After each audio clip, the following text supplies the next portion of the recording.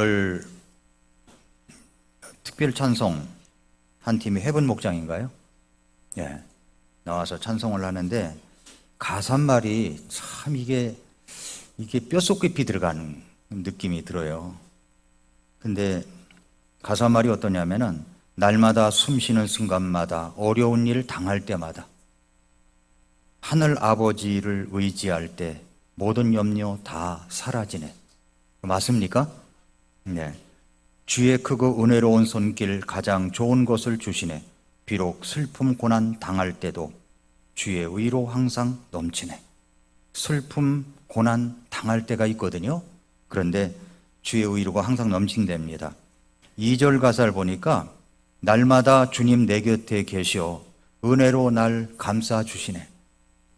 여러분, 주님이 참 나를 이렇게 감싸 주시고 있다, 이런 느낌을 받을 때가 있지 않습니까? 예. 근데 주님 앞에 모든 짐 맡길 때 힘 주시네, 의로 주시네. 내가 어떻게든지 나 혼자 짊어지고 가려고 하면 힘들어요. 그런데 주님 앞에 모든 짐 맡길 때 힘 주시네, 의로 주시네. 나를 그의 품에 안으시고 항상 평안함을 주시네. 내가 살아 숨을 쉬는 동안 돌보신다 약속하셨네요. 2절 이 부분에 와서 좀 뭔가 좀 찌릿한 마음이 있었어요. 내가 살아 숨을 쉬는 동안 돌보신다 약속하셨네. 믿으십니까? 네, 그렇게 믿습니다. 제가 요즘 읽고 있는 책 가운데 짠맛의 힘이라고 하는 책이 있습니다. 우리는 염분기를 다 빼버리고 짠맛 없이 먹으려고 하는 경향이 있는데 우리는 염분이 많이 필요하다는 거예요. 지나치게 염분을 빼버리면 이 소금기가 없어버진 모습이라는 겁니다. 그래서 여기저기 이제 그 짠맛이 있어야 되는데, 그래서 저는 아침에 그 소금 한 스푼을, 티스푼 하나를 미지근한 물에 타가지고 그렇게 해서 아침에 마십니다. 그래서 그 소금도 이제 아무 소금이나 되는 게 아니고 800도씨에서 구운 소금이 있어요. 그 소금을 가지고 제가 이제 아침마다 일어나서 가글도 하고 마시기도 하고 그럽니다. 우리 짠맛의 힘이 우리에게 필요하기 때문에 그렇습니다. 근데 거기에 머릿말 가운데 이런 구절들이 있더라고요. 여기저기 삐걱거리며 신호를 보내던 몸이. 자, 삐걱거립니까, 몸이? 삐걱거리시는 분 계시죠? 여기저기 삐걱거리며 여기가 쑤셔 저기가 쑤셔 이러잖아요. 그래서 여기저기 삐걱거리며 신호를 보내던 몸이 그대로 방치하면 병명을 갖게 된다. 이 부분이 좀 마음에 와 닿는 거예요. 삐걱거리는데 방치해두면 병명을 갖는 거예요. 병명을. 그러니까 나중에 이제 환자로 분류된다는 얘기죠. 환자로 분류가 된다는 거예요. 저는 그걸 보면서 신앙생활도 똑같다고 생각합니다. 여러분의 신앙생활은 혹시 삐걱거림이 없습니까? 영적으로 삐걱거리며 신호를 보내는 혼의 모습이 드디어 병명을 갖게 될 때가 옵니다. 그때는 좀 심각한 상태가 되는 거예요. 히브리서 5장 12절부터 14절에 보면은 두 부류의 사람을 나누고 있습니다. 한 사람은 단단한 음식을 먹는 장성한 자들이 있고 또 한 종류는 젖을 먹는 갓난아이들입니다. 우리가 믿음의 생활을 이렇게 하다 보면은 아직도 젖을 먹는 수준의 사람들이 간혹 발견이 됩니다. 우리가 시간이 오래됐다면 이제 믿음 생활을 하다 보면은 이제는 단단한 음식도 먹을 줄 아는 장성한 자가 되어야 되는데 아직도 그렇지 못하다면 우리를 돌아봐야 된다는 거죠. 우리를 돌아봐야 됩니다. 자라갈 때 자라가야 하는데 자라가지 않는 자녀를 본다면 부모의 마음은 정말 터질 듯한 아픔이 있는 거예요. 그래서 갈라디아서 4장 19절에 사도 바울도 이런 이야기를 했습니다. 너희 안에 그리스도께서 형성되실 때까지 내가 다시 너희로 인해서 해산하는 수고를 한다. 목자로서 성도들을 양육할 때 목사는 해산하는 수고를 한다는 겁니다. 해산하는 수고. 그래서 그렇게 함으로 말미암아 성도들이 자라갈 수 있도록 한다는 겁니다. 제가 이제 아침마다 제 개인 유튜브 방송 채널이 있어서 저는 처음에 유튜브를 잘 몰랐어요. 몰라가지고 그냥 제 개인으로 한번 해야 되겠다라고 했는데 나중에 보니까 앞서가신 선배님들이 잘하는 것을 보고 저도 이제 따라서 해야 되겠다 생각을 했었는데 이제 교회 유튜브 채널이 있고 제 개인 유튜브 채널이 있습니다. 근데 매일 아침 제가 말씀을 올립니다. 그런데 이렇게 매일 아침 말씀을 시작하게 된 것은 미국에서 아주 저명한 목사님들이 어떻게 그렇게 매일 아침 말씀을 전할까? 그래서 뭐 5분, 10분, 20분까지도 전하는 분들이 몇 분이 있더라고요. 그런 방송을 들으면서 야, 그런 분들은 어떻게 그렇게 할까? 날마다. 그래서 제가 한번 되게 아픈 이유로 내가 말씀 전하는 것만 내가 집중하겠다라는 결심을 갖고 이제 시작을 하게 됐는데 그런데 그렇게 해서 이제 매일 10분, 15분 이제 말씀을 전합니다. 그런데 그 말씀 속에서 우리 성도님들이 꼭 들었으면 하는 말씀들을 우리 성도님들 대상으로 하는 거예요. 그런데 거기에서 제가 이런 이야기를 했었습니다. 우리의 바이블 벨트를 세워가자. 미국에 가면은 미국에 이제 50개주, 어떤 사람은 52개주 이렇게 이야기를 합니다만은 거기에 13개주, 16개주에 걸쳐서 미국 남부와 남동부를 잇는 지역이 있는데 엘라베마, 미시시피, 테네시, 조지아, 오클라호마 이런 주가 이 바이블 벨트로 이루어졌다는 겁니다. 그게 무슨 말이냐면은 그곳에 교회들이 형성이 됐는데 거기에서는 기독교, 근본주의, 침례교, 보수적 복음주의의 영향력을 갖고 있는 교회들이 즐비하게 있는 거예요. 그런데 그 지역일수록 교회 출석률이 높고 성경 중심으로 생활하고 그리고 성경을 아빠가 읽어주고 엄마가 찬송 불러주고 그리고 학교에서는 킹제임스 성경으로 이제 교과서가 되어 있고 그리고 주일학교는 성경 암송을 시키고 이런 지역이 바로 그런 지역을 가리켜서 바이블 벨트라고 합니다.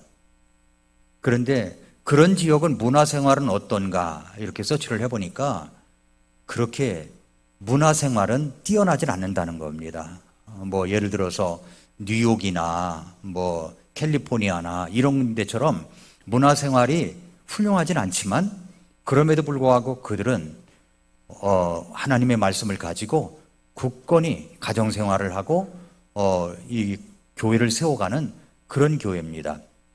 그래서 그런 지역은 보수주의자들이 많아서 미국을 이끄는 힘의 원동력이 거기서 나온다. 그렇게 이야기를 하고 있습니다.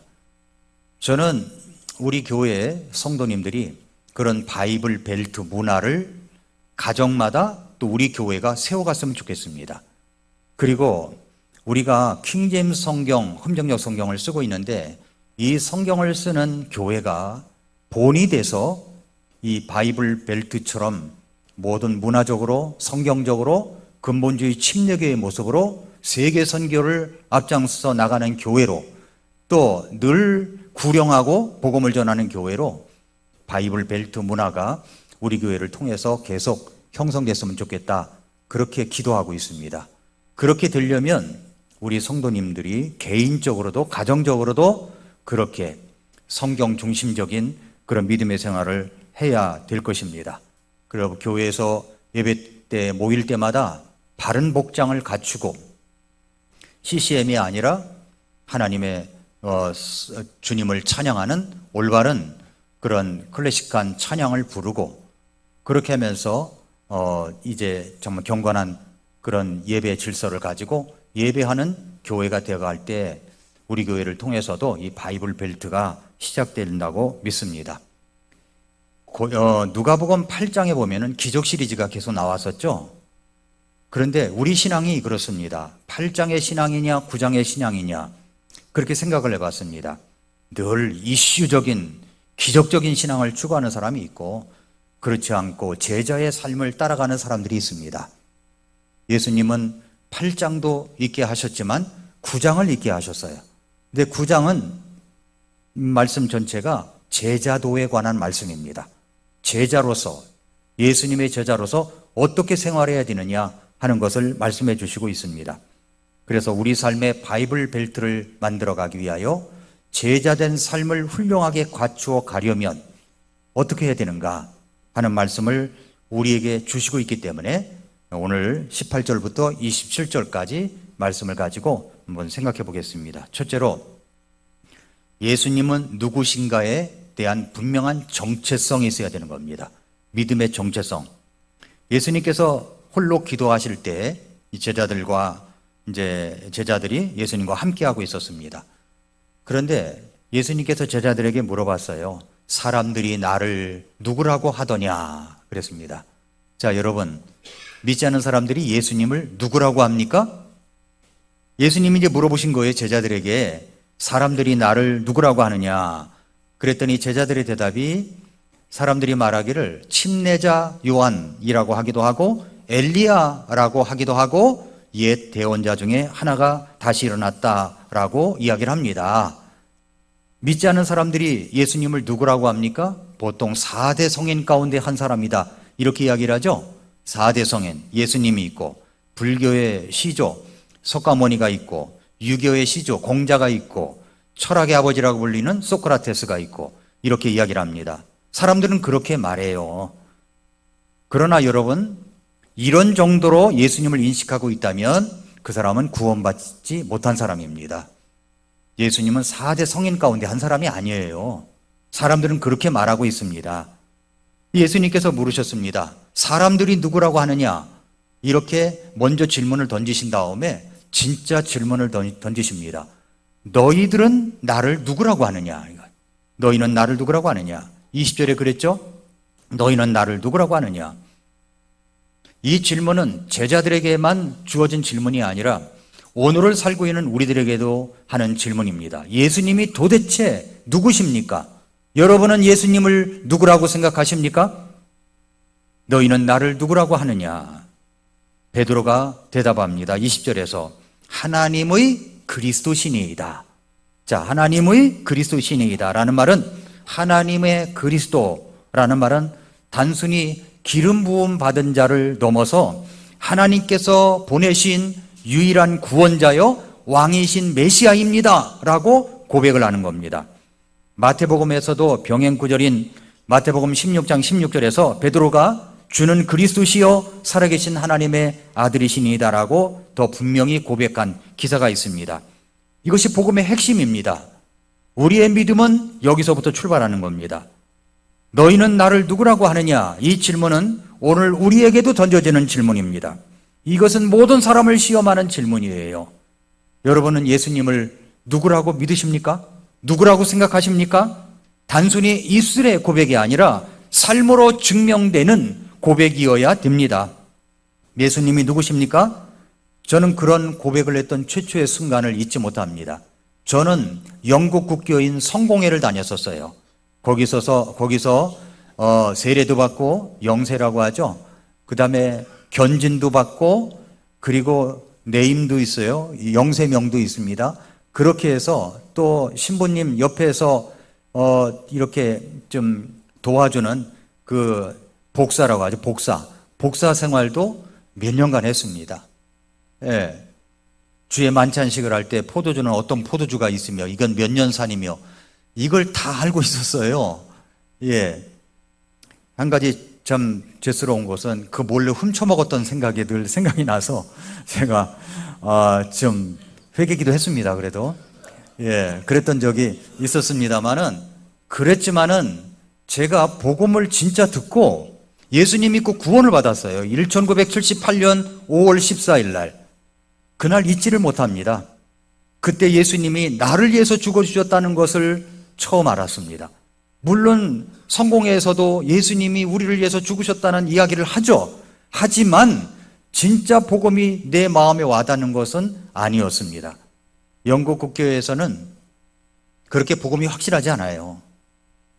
그래서 거기는 이제 이제 영국 국기어인 성공의 어떤 전례에 대해서는 더 많이 이야기하자면 시간이 많이 들기 때문에 이야기를 하지 않겠습니다만은 거기서 제가 이제 복음을 듣고 그리고 침례교회로 나오게 된 것입니다. 침례교회로 가게 된 거예요. 그때 제가 하나님 앞에 죄를 회개하고 예수님을 구주로 영접했던 그 순간을 지금도 어제 일처럼 기억이 납니다. 너무 생생합니다. 그때부터 저의 정체성은 분명합니다. 예수님이 나의 구세주입니다. 저희 아버님은 대처성이셨었어요. 늘 저의 어릴 적에 음악은 뭐냐면 이은관 씨의 배뱅이 굿, 그런 것 듣고 자랐습니다.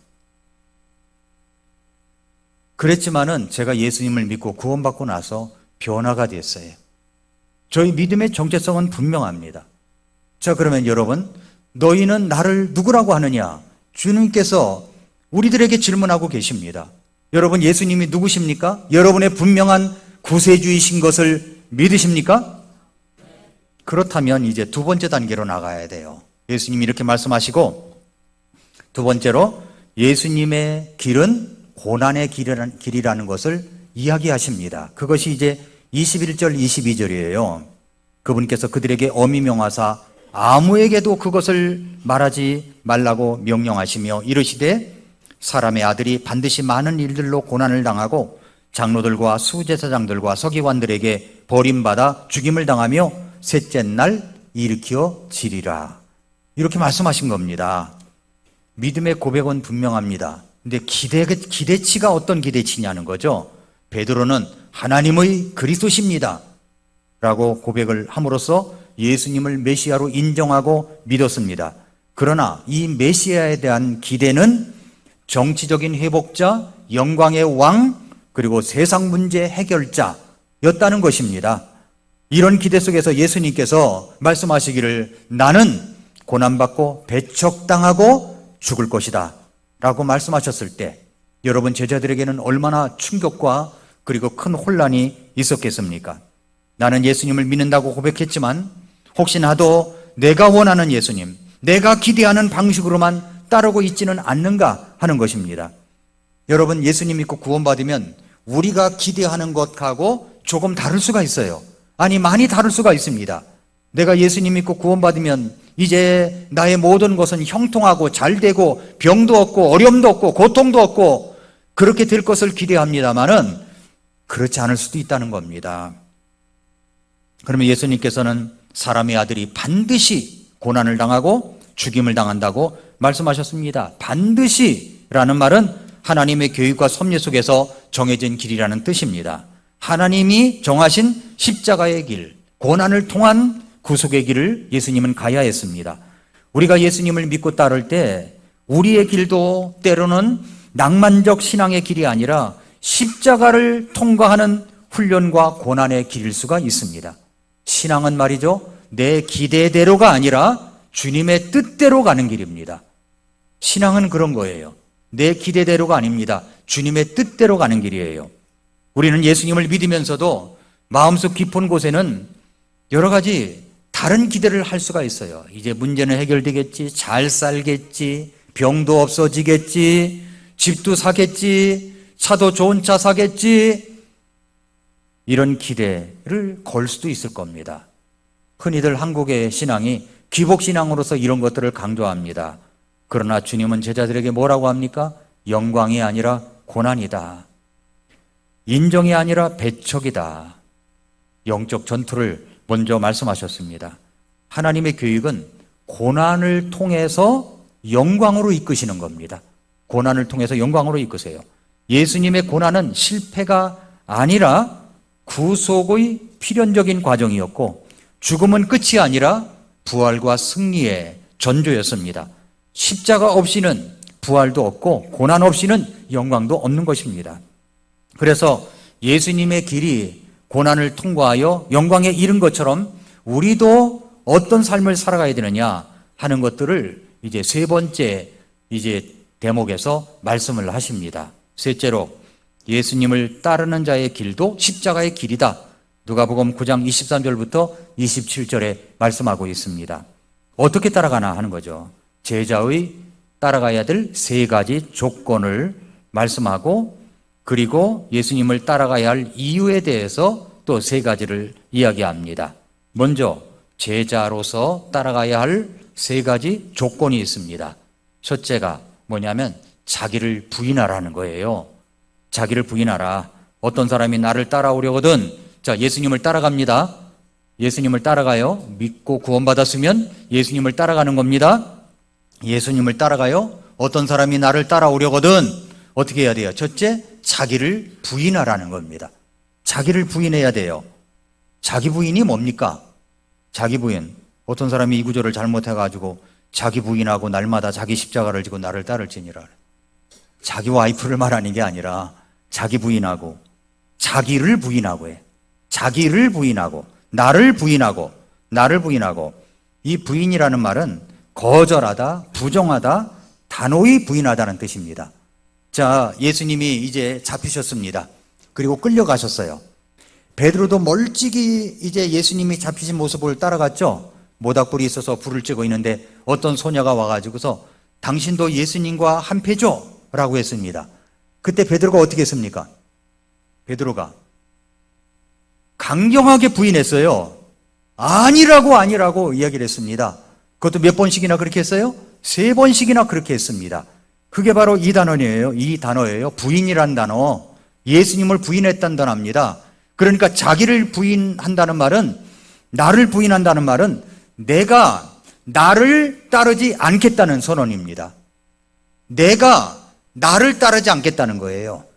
내가 내 생각, 내 자신을 따르지 않겠다는 말입니다. 먼저 나를 부인하라는 거예요. 자기를 부인하라는 말은 나는 더 이상 내가 나의 주인이 아닙니다 라는 말이고, 나는 내 감정, 내 생각, 내 계획, 내 판단을 따르지 않겠습니다 라는 말이고, 나는 나를 모릅니다. 나는 이제 예수님 말을 따라갑니다 라는 말입니다.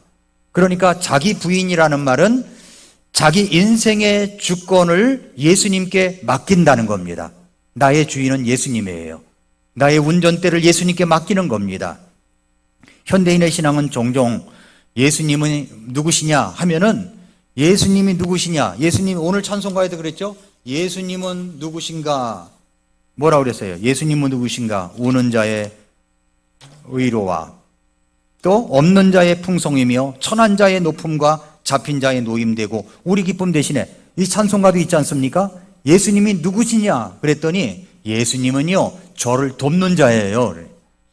예수님은 저를 돕는 자예요. 제가 가는 길을 예수님은 도와줄 뿐입니다. 이렇게 생각하는 사람들이 있습니다. 아닙니다. 그건 자기 부인이 아니에요.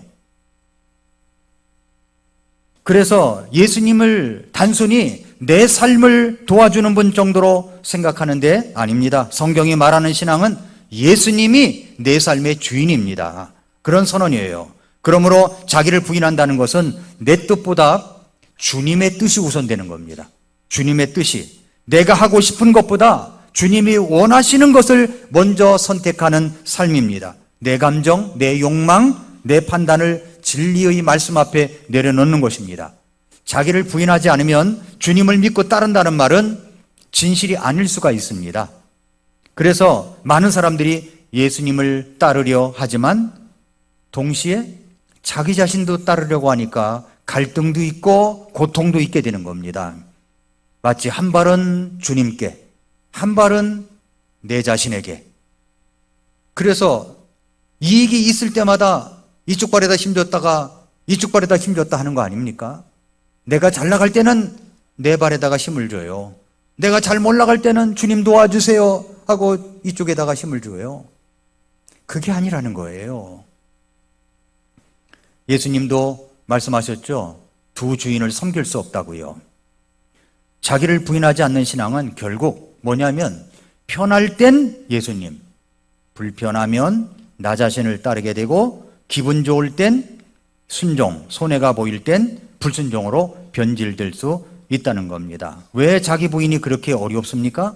그것은 우리가 본능적으로 내 자신을 사랑하고 보호하고 드러내고자 하기 때문입니다. 세상은 말합니다. 너 자신을 따르라. 너의 목소리를 들어라. 네가 하고 싶은 대로 해. 그러나 우리 주님은 전혀 다르게 말씀하십니다. 너 자신을 거절하라. 내 음성을 들어라. 나를 따라오라. 어떻게 우리가 매일 자기 자신을 부인할 수가 있을까요? 매일 말씀 앞에 나아가 말씀이 주는 대로 내 생각과 감정을 점검해야 되는 겁니다. 주의 말씀은 내 발의 등이요 내 길의 빛이라고 그랬습니다. 기도로 주님께 기도하면서 주권을 선포해야 돼요. 주권이 누굽니까? 예수님이세요.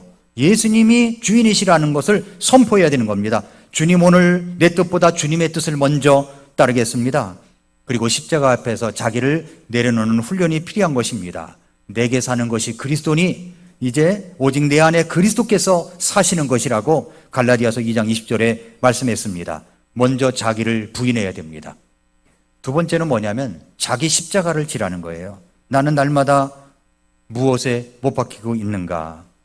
어떤 사람이 나를 따라오려거든 자기를 부인하고 날마다 자기 십자가를 지고 나를 따를지니라. 십자가가 뭡니까? 어떤 자매가 십자가 목걸이를 이렇게 하고 있다가 예수님이 십자가를 지고 따르라고 그랬어요. 그랬더니 십자가를 뒤로 씩 넘기더니 그리고 따라간다는 거예요. 그게 따라가는 겁니까? 예. 십자가가 뭐예요? 단지 고난이 아니라 죽음의 형틀. 예수님 당대의 십자가는 로마의 사형틀이었어요. 가장 수치스럽고 고통스러운 형벌이었습니다. 십자가는 단순히 아픈 것, 힘든 일을 참는 것을 의미하지 않습니다. 예를 들어서 병이 내 십자가야, 가난이 십자가야, 직장 스트레스가 나의 십자가야, 속 썩이는 자식이 내 십자가야, 아유 저 인간 남편이 십자가야, 아내가 십자가야. 아내가 십자가라는 사람은 내가 별로 못 들어봤어요. 아무튼 내 십자가라고 표현하는 경우가 있지만 그것은 너무 좁은 해석이라는 겁니다. 예수님께서 말씀하신 자기 십자가는 고난을 감내하는 것이 아니라 자기 자신을 철저히 부인하고 복음을 위해 죽는 삶을 말하는 겁니다. 그래서 자기 십자가는 각자에게 주어진 이 복음의 길에서 져야 할 희생, 고난, 그리고 포기와 충성스러운 그런 몸을 말하는 겁니다. 그것은 나의 자아와 세상적 자랑이 죽는 자리입니다. 그래서 왜 자기 십자가여야 되느냐? 예수님은 자기 십자가라고 그랬죠? 자기 십자가라고 그랬어요. 다른 사람의 십자가를 지라가 아니에요. 자기 십자가, 개인적인 자기 몫의 십자가입니다. 예수님은 보편적인 고난을 지라고 말씀하지 않으셨습니다. 각자가 주님께로부터 받은 사명과 책임이 있습니다. 부르심의 길이 달라요. 각자에게 맞는 순종의 길이 있다는 것을 의미합니다. 남의 십자가는 짐이지만 자기 십자가는 주님을 향한 예배가 될 수가 있습니다. 그리고 여기 언제 그렇게 하라고 그랬어요? 날마다 그랬죠? 날마다 자기 십자가를 지고, 마태복음, 마가복음에도 동일한 구절이 있습니다만은 거기는 날마다라는 표현이 없습니다. 누가복음에만 날마다라고 하는 표현이 있습니다. 이것은 무슨 말이냐면은 마태복음, 마가복음은 사건 중심입니다. 근데 누가복음은 삶 중심이에요. 생활 중심이에요. 지속적으로 변화되어 가는 삶을 중심적으로 기록되었기 때문에 날마다라는 표현이 있습니다. 일시적인 결단이 아니라 지속적이고 반복적인 순종의 삶을 의미하는 겁니다. 어제 순종했다고 오늘은 쉬자, 이게 아니라는 거예요. 매일 아침 나의 자아와 욕망을 십자가에 못 박고 다시금 주님을 따라야 되는 겁니다. 내가 그리스도와 함께 십자가에 못 박혀 있으나 이것이 날마다 자기 십자가를 져야 된다는 겁니다. 그래서 우리가 그리스도와 함께 죽고 그리스도 안에 사는 삶이 자기 십자가를 진다는 이야기입니다. 이건 무거운 짐이 아닙니다. 진정한 자유와 승리로 가는 복된 길입니다.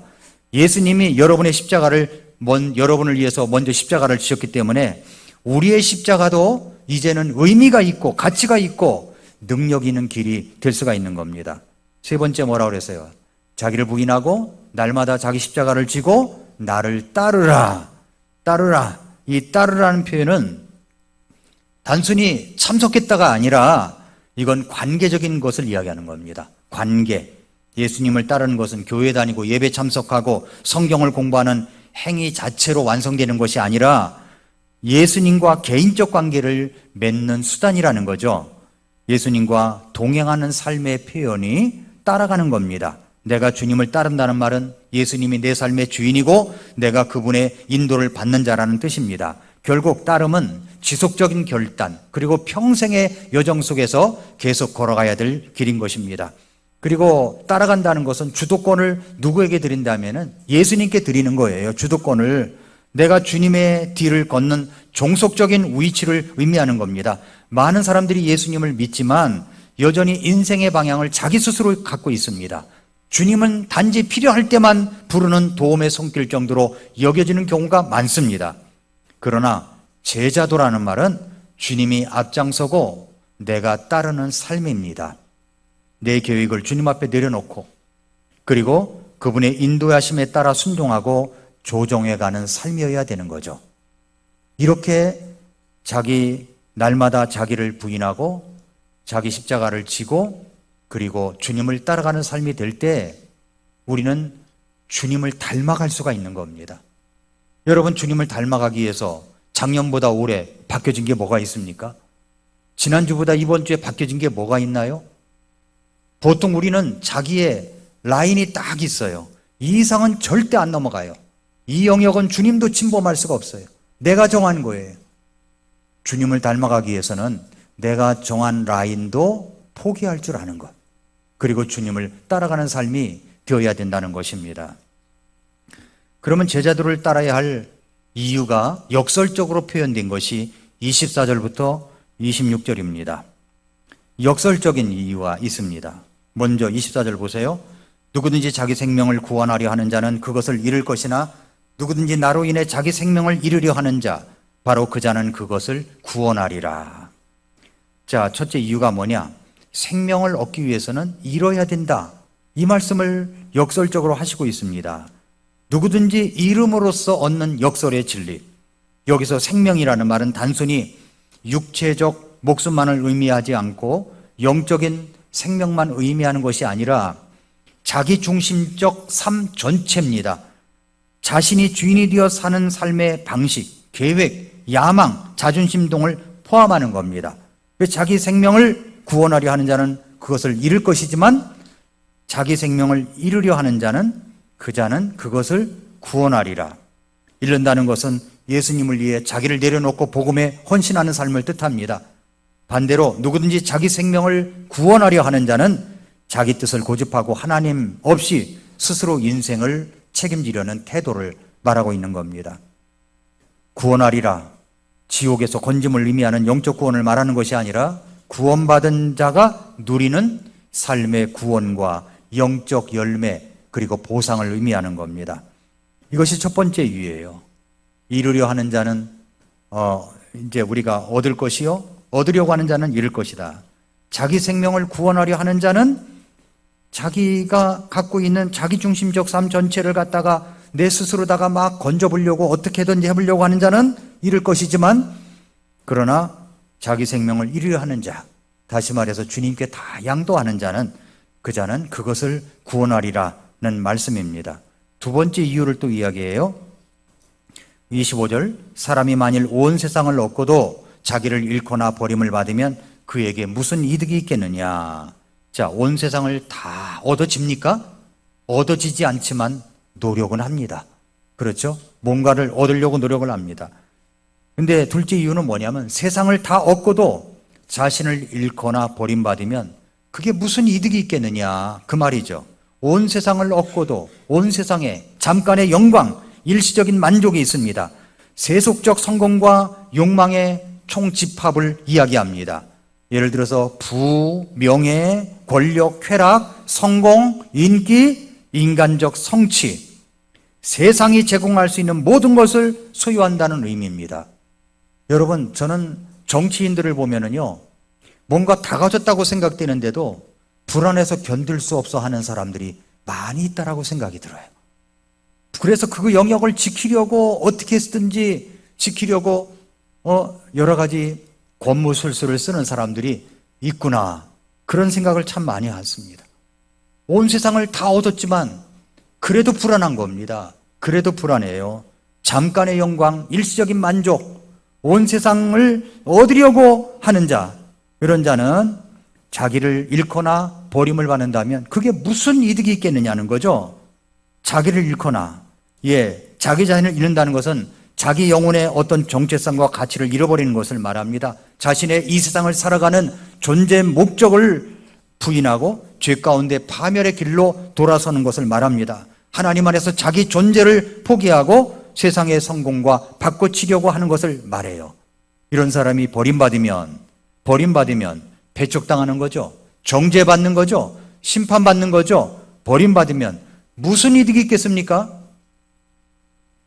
물질적 이득을 말하는 것이 아니라 진정한 가치, 진정한 유익, 목적 달성을 말하는 겁니다. 그걸 다 얻고도 무슨 소용이 있겠냐는 거예요. 예수님은 가치의 교환에 대해서 말씀하시고 있습니다. 온 세상, 즉 재물, 명예, 성공, 권력을 다 얻는다고 해도 자신의 영혼을 잃는다면 그것은 비극 중에 비극입니다. 온 세상을 다 얻고도 세상의 그 많은 것들을 얻으려고 얼마나 노력합니까? 그래서 타협을 하잖아요. 자기 자신이 운전대를 잡고 나아가잖아요. 예수님은 그저 자기가 나아가는 길에 도움을 줄 수 있는 분으로만 취급하잖아요. 그런데 뭐라고 말씀하셨어요? 이 세상을 다 얻고도 자신을 잃거나 버림받는다면 그게 무슨 이득이 있겠냐는 거예요. 계산해 보시라 이 말입니다. 세 번째 이유는 예수님과 복음을 부끄러워하면 주께서도 부끄러워하신다는 거죠. 26절에 누구든지 나와 내 말들을 부끄러워하면 사람의 아들이 자기 영광과 자기 아버지 영광과 거룩한 천사들의 영광 속에서 올 때에 그를 부끄러워하리라. 부끄러워하리라. 이 말은 예수님을 따르는 삶이 왜 중요한지를 종말론적 관점에서 설명하는 아주 강력한 경고이자 권면의 말씀입니다. 부끄러워한다는 말은 단순히 수줍어하거나 말 못하는 상태를 말하는 것이 아닙니다. 복음을 삶으로 드러내기를 거부하는 태도, 세상의 눈치를 보면서 예수님과의 관계를 부정하거나 숨기는 자세를 말하는 겁니다. 여러분이 다른 사람에게 복음을 전하려고 할 때 좀 부끄럽다고 생각될 때가 있지 않습니까? 창피하다고 생각될 때가 있지 않습니까? 이 말하면 어떻게 받아들일까 생각될 때가 있어요. 제가 신학교 다닐 때 강서구 목동에 신학교가 있었습니다. 교회는 이제 행당동이니까 이제 버스를 타고 2번, 70번 버스를 타고 신세계 앞에서 328번 버스를 타고 그때 당시에 타고 이제 신학교 기숙사로 갑니다. 가면은 그때 신학생들의 유행은 뭐냐면 버스에서 전도하는 거예요. 버스 전도. 그래서 이제 버스 안에 올라탑니다. 전도지를 딱 들고 올라타요. 그런데 이제 신학교 1학년 들어갔잖아요. 그러니까 선배들이 하는 모습 보고 나도 해봐야지 해서 이제 하는데 말이 안 나오는 거예요. 그래서 이제 이렇게 합니다. 내가 다음 정거장 돌아서면 내가 꼭 해봐야지. 근데 그 정거장이 지나갔어요. 그 정거장 지나고 나서 다음 정거장 이제 한강다리 건너가면 내가 꼭 해야지. 라고 하는데 그 정거장도 지나가 버렸어요. 그러다가 내릴 때가 됐습니다. 그게 한두 번이 아니었던 거예요. 그래서 이제 다시 이제 해보려고 신세계 앞에서 버스를 딱 탔습니다. 이제 시간이 한 40분 정도 걸리니까 그래서 내가 전도를 해야 되겠다. 운전기사에게 갑니다. 제가 잠깐 여기서 복음 좀 전하겠습니다. 그러면요, 그때 당시 운전기사는요, 라디오를 틀었다가 볼륨을 줄여줬어요. 그때는 차장이 있었을 때예요. 땅땅 오라이 하고 한 번 치면 스톱이고 2번 치면 가고 이제 그런 때였습니다. 그래서 이제 운전기사에게까지 이야기를 했으니까 말하지 않으면 안 되잖아요. 그래서 이제 말하려고 쳤는데 뭐부터 말해야 될지를 모르겠더라고요. 그래서 처음 한다는 말이 서울 시민 여러분, 그부터 시작을 해서 이제 말이 나왔잖아요. 우선 전도지를 나눠줍니다. 전도지를 나눠줘요. 그때 그 전도지 내용을 제가 기억해서 이번에 하나님의 사랑과 경고문이라고 하는 이 전도지를 만든 겁니다. 히로시마에 원자폭탄이 떨어질 때 그때 장면이에요. 그래서 이것을 좀 각색해서 만들어 봤습니다. 그래서 서울 시민 여러분, 전도지를 펴십시오. 그러면은요, 다 전도지를 펴요. 그래서 첫 번째 페이지를 보면 하면서 이제 설명해 나갑니다. 그래서 이렇게 전하다 보면은 그 전도지를 잘 보는 사람이 있어요. 그러면 한 10분, 20분 전하다가 그분 옆에 딱 가섭니다. 어디까지 가세요? 그러면 어디까지 간다 그러면 10분 남았구나, 20분 남았구나, 이게 딱 섭니다. 그러면 그분에게 복음을 전해요. 그렇게 해서 강서 침례교회에 붙여진 사람이 있었습니다. 저도 몰랐는데 그분이 그 교회 홈페이지에다가 간증을 써서 써놨기 때문에 이제 알았던 거죠. 부끄러워한다는 게 뭔지를 알아요. 저는 말을 못하는 거예요. 전하지를 못하는 거예요. 그러면 여러분의 사랑하는 친구들 만나고 이웃들 만나고 가족들 앞에서 한번 복음을 전한 적 있으십니까? 와보라고 이야기해 본 적은 있나요? 왜 그렇게 부끄럽단가요? 오늘 역설적으로 말씀하셨잖아요. 예수님과 복음을 부끄러워하면 주께서도 부끄러워하겠다는 겁니다. 그 부끄럽다는 것이 뭐예요? 말도 안 하고 거절하고 안 하는 태도잖아요. 그런데 주님께서도 말씀하십니다. 너희들이 나를 부끄러워한다면 나도 너희들을 부끄러워하겠다. 자기 아버지의 영광과, 여기 말씀하실 때 사람의 아들이 자기 영광과 자기 아버지의 영광과 거룩한 천사들의 영광 속에서, 영광이라는 말을 3번이나 반복합니다. 영광과 영광 속에서 올 때에 얼마나 놀라운 날입니까? 그때 잘했구나 칭찬 듣는 것이 아니라 그를 부끄러워하리라. 상도 없다는 겁니다. 물러간다는 거예요. 그렇게 역설적으로 우리에게 말씀해 주시고 있습니다. 여러분, 예수님과 함께하는 예배, 이걸 부끄러워하십니까? 예수님의 복음을 전하는 것을 부끄러워하십니까? 믿는 자끼리의 모임에 참석하는 것을 부끄러워하십니까? 올바른 구원의 복음과 그 믿음을 따르는 것을 부끄러워하십니까? 여러분, 이 한국교회에 정말 그 개혁성경 쓰는 교회가 전체이고 킹제임스 성경을 쓰는 교회는 소수인데 이 소수를 따르는 것이 부끄럽다고 생각하십니까? 그렇지 않습니다. 그런 사람들에게는 예수님은 재림의 때 영광 가운데 오실 그날에 우리를 부끄러워했던 자를 공개적으로 부끄러워하시겠다고 말씀하십니다. 성도 여러분, 27절을 보십시오. 그러나 내가 너희에게 진실을 말하노니 여기 서 있는 자들 가운데 몇 사람은 하나님의 왕국을 볼 때까지 죽음을 맛보지 아니하리라 라고 했습니다. 이런 영광스러움이 우리에게 있습니다. 이 구절은 제가 다음 주에 할 때 이제 그 10장과 연결해서 말씀을 드리도록 하겠습니다. 결론을 맺겠습니다. 예수님께서 물으셨습니다. 너희는 나를 누구라 하느냐? 정말 예수님이 나의 구세주며 나를 구원자이신 것을 확실히 믿습니까? 이 질문은 단순한 정보 확인이 아니에요. 제자 도의 출발점입니다. 신앙 고백의 중심입니다. 베드로는 하나님의 그리스도십니다 라고 고백을 했지만 예수님은 그 고백 뒤에 따라야 할 길을 보여주셨습니다.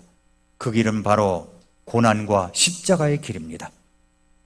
영광스러운 길은 주님 오실 때 가장 큰 영광이 있게 될 것입니다. 많은 이들이 예수님을 믿는 순간 자신의 삶이 평탄해지고 형통할 것이라고 기대합니다. 하지만 예수님은 우리의 욕망을 채워주시는 분이 아니라 우리를 하나님의 뜻에 합당하게 바꾸어 가시는 주님이십니다. 주님께서 나를 인도하시도록 주님께 내어 드리십시오. 양도하는 고백이 먼저 있어야 됩니다. 주님의 길을 따라가겠습니다. 고백하는 성도 여러분 되시기를 축복합니다. 기도하겠습니다.